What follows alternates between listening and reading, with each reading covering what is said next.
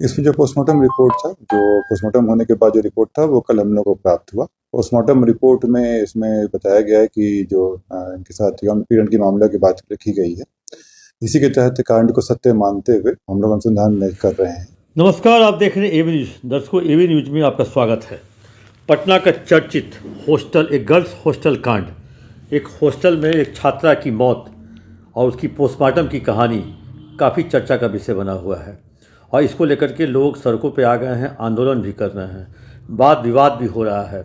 Senior SP के बयान को लेकर के भी चर्चा हो रही है और 6 तारीख की ये घटना है। 6 तारीख को चित्रगुप्त नगर में एक गर्ल्स हॉस्टल में एक लड़की फंदे से लटकी हुई मिली और उसके बाद से ये कहानी शुरू होती है और उसके बाद उसकी जांच चलती है। उसके बाद उसका पोस्टमार्टम होता है, उसकी मौत हो जाती है इलाज के दौरान और उसकी मौत हो जाती है और उसके बाद से होता है जो इस लड़की के साथ कुछ गलत किया गया था, इसकी जांच।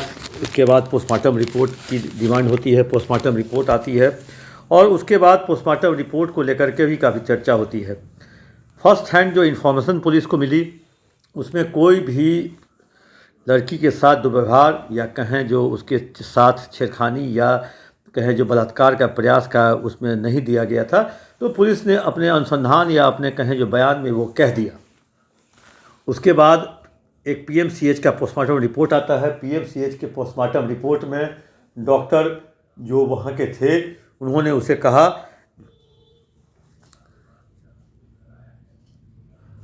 उन्होंने यौन हिंसा से इनकार तो नहीं किया और लेकिन उसमें ये ज़रूर कहा गया जो sexual violence can not be ruled out.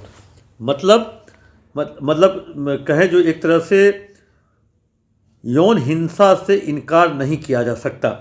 इस रिपोर्ट आने के बाद विभिन्न संगठनों ने कहे जो एक तरह से आंदोलन शुरू कर दिया, कारगिल चौराहे को घेर लिया नेताओं का, क्योंकि वो लड़की जो थी मृतिका वो जहानाबाद की रहने वाली थी। नेताओं का जहानाबाद आने जाने का दौरा शुरू हो गया। जहानाबाद सबसे पहले पप्पू यादव पहुँचे। पप्पू यादव वहाँ पे बैठ के लोगों की बात सुनी। उसके बाद प्रशांत किशोर जो हारी हुई पारी खेल रहे हैं, प्रशांत किशोर भी वहाँ पहुँचे। प्रशांत किशोर के बाद लगातार अब सवर्ण आयोग के अध्यक्ष महाचंद्र प्रसाद सिंह भी कूदे।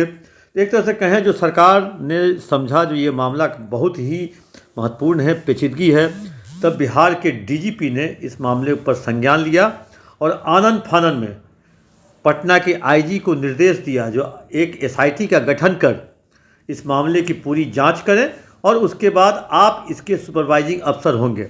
उन्होंने एसआईटी में एक आईपीएस रैंक के अफसर की उन्होंने कहा जो उनको रखा जाए।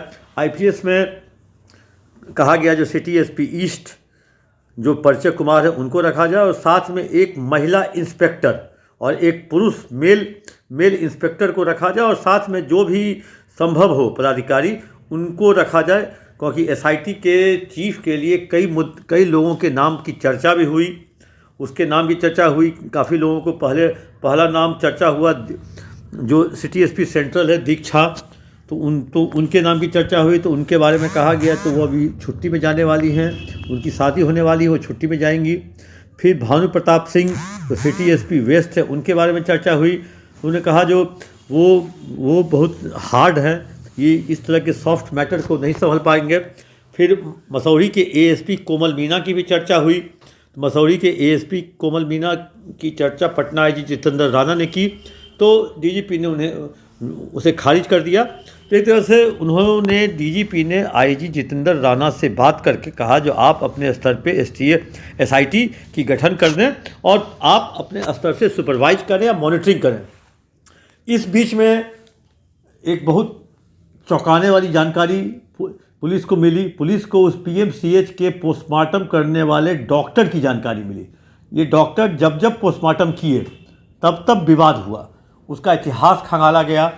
उसके इतिहास के खंगालने में पता चला ये जो पोस्टमार्टम करने वाले डॉक्टर हैं, डॉक्टर अनिल कुमार सांडेल, पीएमसीएच पटना के पूर्व कार्यकाल में विवरणी, ये पूर्व में दिल्ली में आरएमएल अस्पताल में कार्यरत थे। जब इनका दिल्ली पुलिस से इनके द्वारा किए गए पोस्टमार्टम रिपोर्ट को लेकर के विवाद हुआ तो दिल्ली के आरएमएल अस्पताल छोड़कर पटना आए और पीएमसीएच ज्वाइन किए। पीएमसीएच में विवाद हुआ तो ये मधेपुरा चले गए, पुनः फिर ये पटना आकर पीएमसीएच में ज्वाइन किए।